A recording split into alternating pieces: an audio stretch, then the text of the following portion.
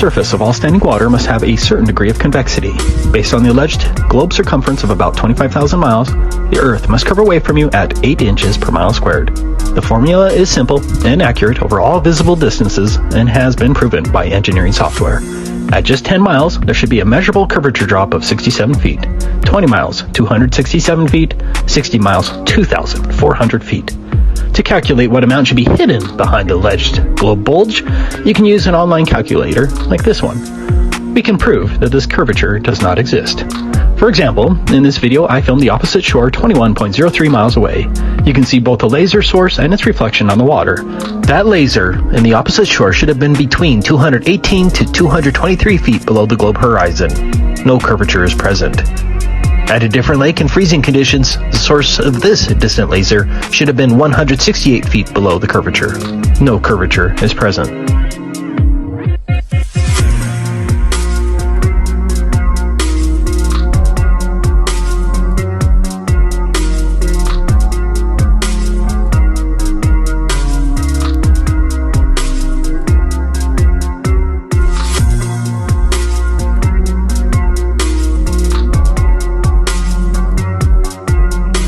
In the latter part of the 19th century, Dr. Samuel Rowbotham, a famous flat earther, traveled to the Bedford level and performed a series of experiments to determine whether the surface of standing water is flat or convex.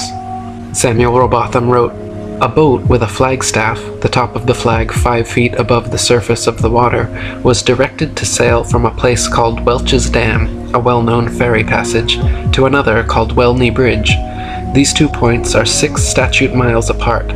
The author, with a good telescope, went into the water, and with the eye about 8 inches above the surface, observed the receding boat during the whole period required to sail to Welney Bridge.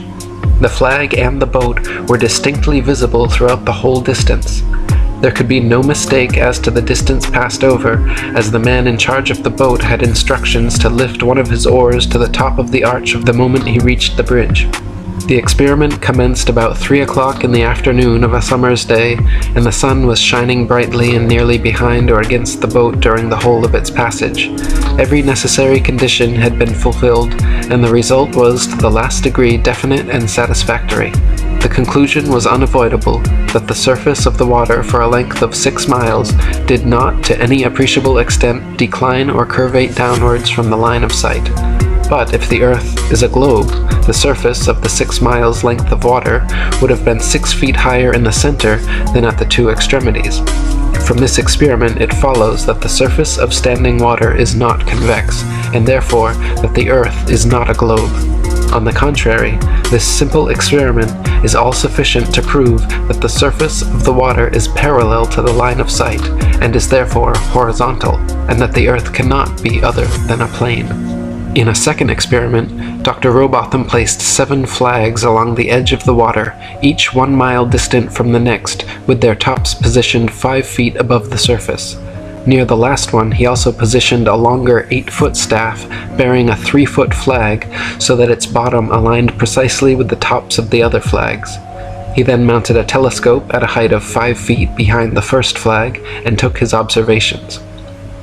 If the Earth was a globe of 25,000 miles, each successive flag would have to decline a definite and determined amount below the last. The first and second flags simply established the line of sight.